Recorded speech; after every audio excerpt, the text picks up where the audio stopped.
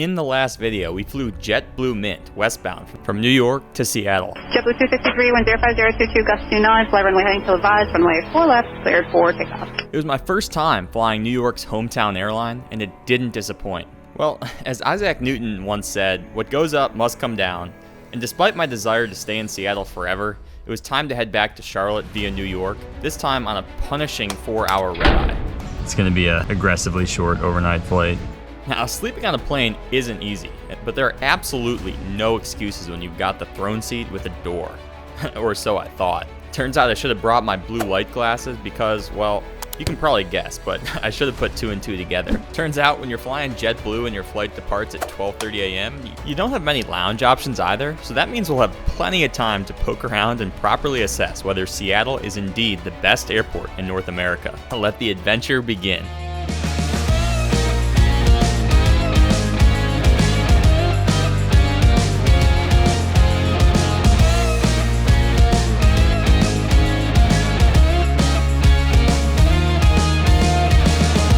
Hey everyone, welcome back, and welcome to Seattle-Tacoma International Airport, the gateway to the Pacific Northwest. Originally constructed in 1944 during World War II, SeaTac has grown over the years into a bustling international hub, shuttling everyone from fishermen to tech executives across the state, country, and globe.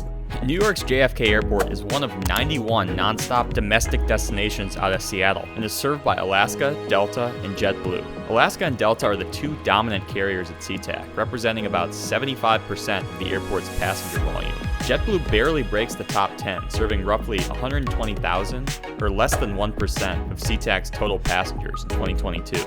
But here we are on the departures level around 10:30 p.m. on a Tuesday evening. It's an absolute ghost town. So I would typically use one of these quick check-in kiosks, but gotta check out the Mint counters for documentation purposes. See how they do.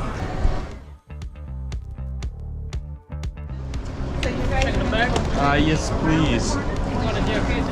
I am. Is that the only flight? Yeah, it's the only one left, yeah.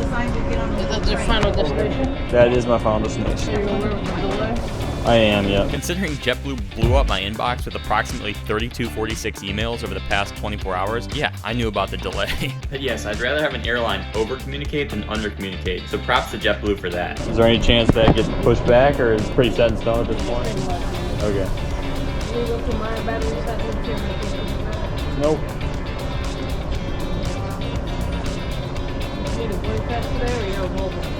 Can I grab a paper one just to have? I like to keep them. Perfect. Free tickets open near Southwest. That way? Alright, thank you. Very pleasant indeed. I was the only person in line. Not a lot of people crazy enough to fly out this late at night. I'm already dreading the feeling of being hit like a freight train tomorrow morning in New York, but I gotta embrace it.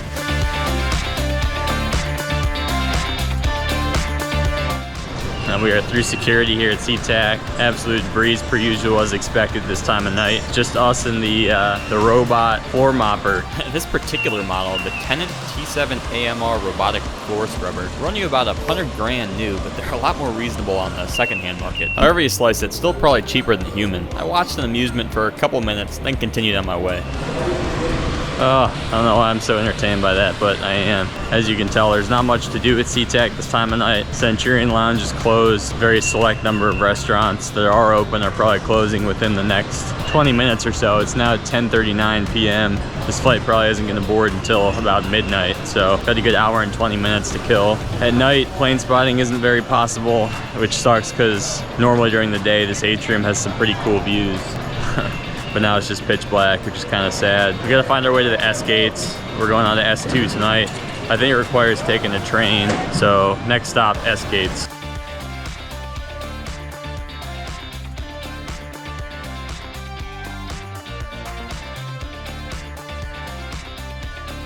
It's one of the biggest Hudson News I've ever seen. It's like Cadoba's still open. Probably not your best choice if you're looking to go to bed with a settled stomach or a happy digestive system for that matter. Skycope's open. If only we were flying Delta. Tough luck.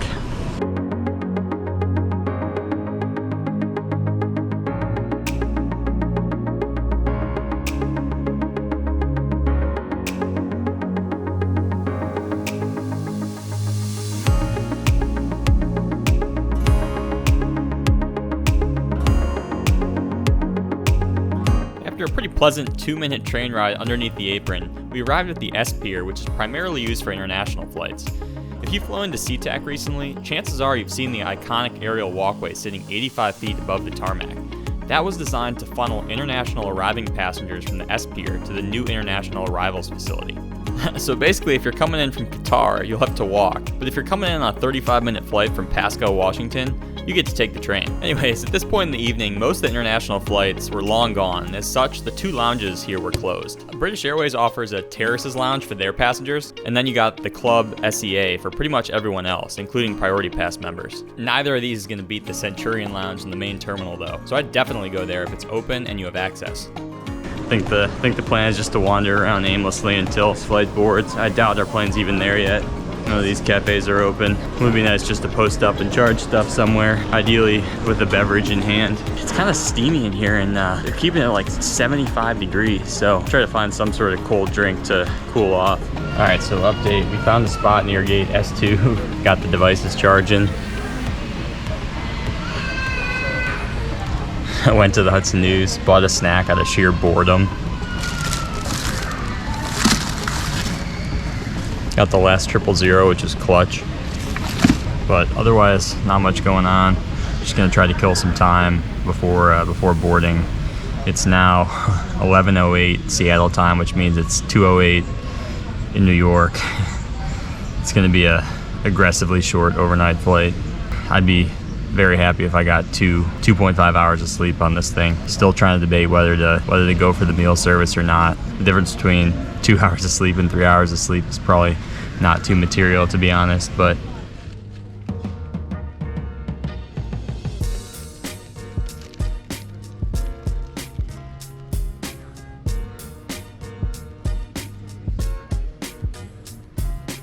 and finally, around midnight, it was finally time to get on board. How you doing? So. Perfect, thank you. All right, thanks so much.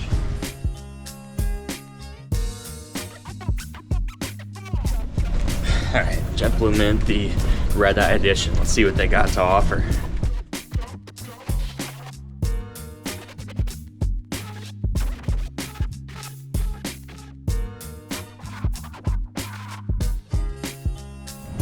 How you doing? Good. And turning right, we find ourselves in the sleek 16-seat Mint cabin spread across 5 rows. These seats have aged pretty well, and the mood lighting definitely adds a layer of elegance and sophistication. Our home for the next 5-ish hours is seat 4 Alpha, the acclaimed throne seat where you basically have the row to yourself. Waiting at the seat were a variety of amenities designed to help make this flight not suck, but more on those later. Hey, how are you? Doing well. Good, Mr. Peter. You got it. Perfect. My What's your name's name? Amber.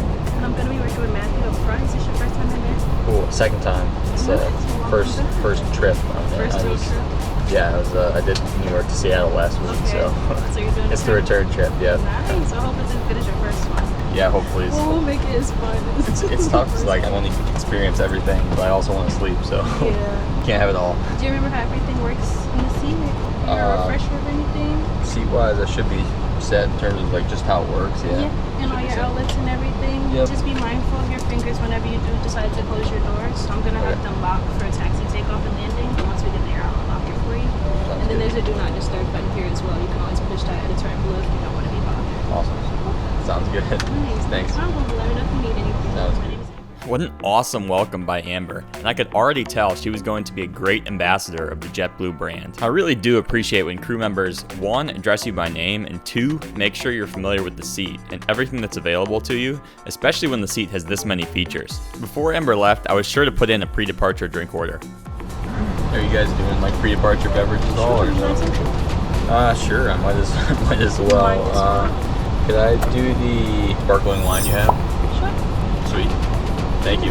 Now, to be clear, wine is the last thing you want to have if you're looking for a quality night's sleep, but it would almost be a crime not to kick off the flight with bubbly when you're sitting up front. So in seat 4 Alpha, you are bestowed with 2 windows, and I of course flipped them open to follow the action as we pushed back. Our captain is Patrick. He's assisted by First Officer Jacob. Our approximate flight time to New York is 4 hours and 45 minutes. Roughly 12:30 a.m., a little over an hour late, we commenced our roughly 10-minute taxi to runway 16 left. JetBlue 264, Seattle ground 16 left, taxi via Bravo. Those taxi instructions are just about as straightforward as they come. And as you'd imagine, we weren't competing with much other traffic this evening. Pretty soon we were lining up on 16 left, and ATC gave us the thumbs up to get going. JetBlue 264, Seattle Tower, traffic on final for the center, runway 16 left, clear for takeoff. 16 left, clear for takeoff.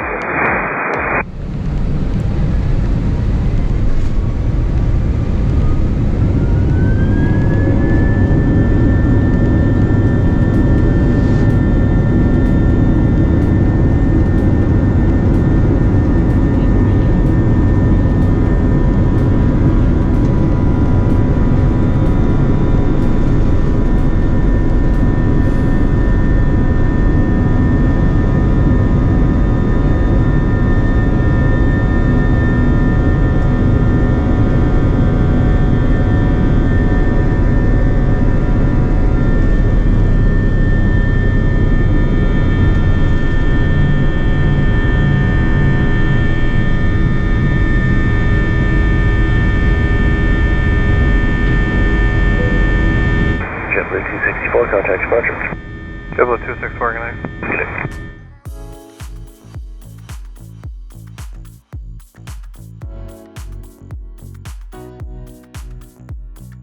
A couple minutes after takeoff, I popped open the moving map, which is functional, but unfortunately not interactive in any way. It rotates between several different views every 10 seconds or so, and one of the screens is promoting JetBlue's loyalty program. In terms of seatback entertainment options, JetBlue definitely over-indexes on live TV and radio versus on-demand content, which feels a little behind the times to me, but I think they make up for it via their free Wi-Fi. Thanks to the Wi-Fi, I was able to confirm that my bag had in fact made it onto the plane with me. By the way, despite sporting the old mint cabin, our plane today is pretty youthful at under 6 years old. November 987 Juliet Tango, an Airbus A321-200, was originally delivered to JetBlue in November of 2017. Her name? Sky's the Limit.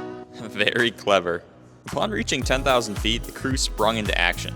JetBlue has a slimmed back service for these eastbound quote-unquote shut-eye flights, but still offers the option of a few small plates and dessert after takeoff. I was fading pretty fast at this point, and given it was approaching 4 a.m. New York time, it would have been an incredibly awkward time for a meal. Alright, so made the executive decision to skip the meal. We're kind of cashed already, losing steam quick. So it was time to get ready for bed. And I'll note that Amber had already kindly unlocked my door, so we already had our own little private oasis going.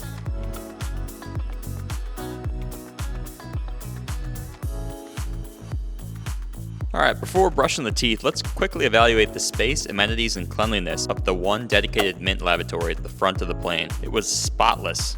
Sparkling. Probably eat something off the floor.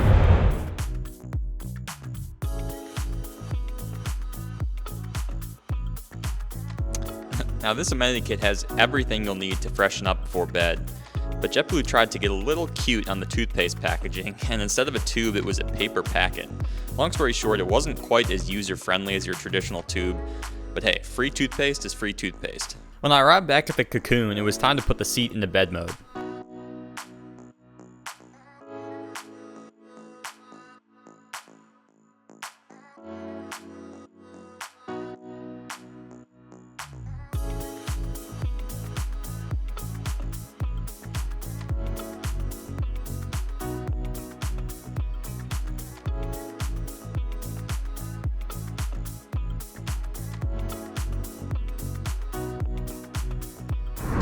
Alright, got the seat in recline mode.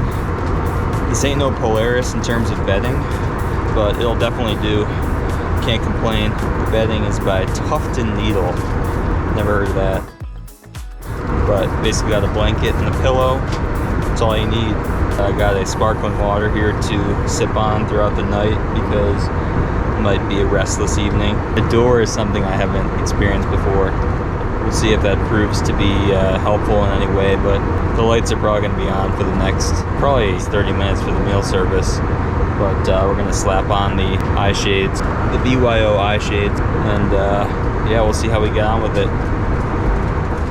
And of course, for documentation purposes, we're 4 hours and 8 minutes out from New York. Right now, it looks like an 8:15 landing in New York. There you go. He's one step ahead of me. 8:15 a.m. landing in New York. It is now 3:59 a.m. in New York. So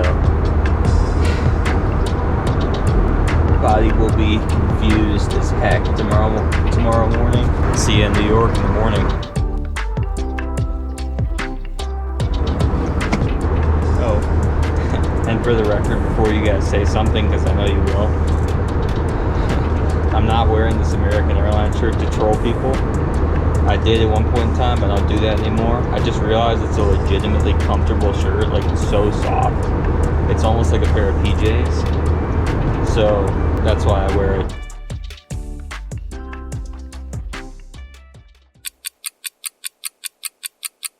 Rise and shine. Sleep was probably about as good as it gets. According to the Garmin, we somehow got 43 minutes of REM sleep. Now that's the stage of sleep that's associated with dreaming, and it's probably the most mentally restorative too. I gotta say though, I wasn't exactly feeling rejuvenated. At least it was shaping up to be a picture-perfect day in NYC. Our approach into New York's JFK this morning would take us right over the bottom edge of Manhattan, then out over the ocean before entering a left downwind for runway 22 left. As we descended through 10,000 feet, the crew came around with some cute little breakfast goodie bags containing a pastry, cold brew, orange juice, and some nuts. I was intermittent fasting this day, so I stashed away the nuts for later and then gave away the other items in the terminal.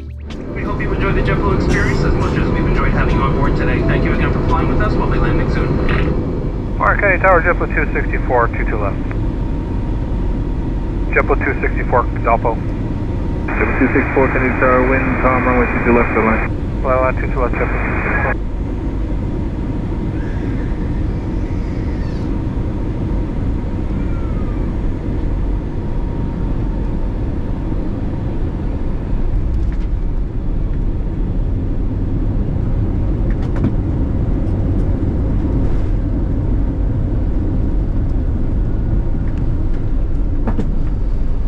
Local time right now is 8:23 a.m.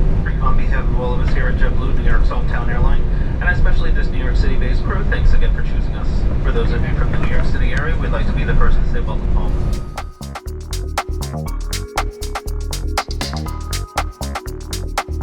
JetBlue 264, turn right, Juliet, taxi Zulu and hotel, hold short of runway 22 right at hotel. Juliet, Zulu, Hotel, hold short, right at JetBlue.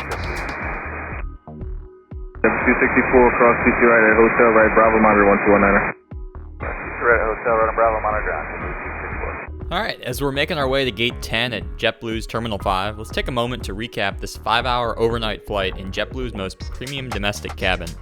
Let's start with the positives. This flight was reasonably priced for a premium transcon at under $1,000 round trip.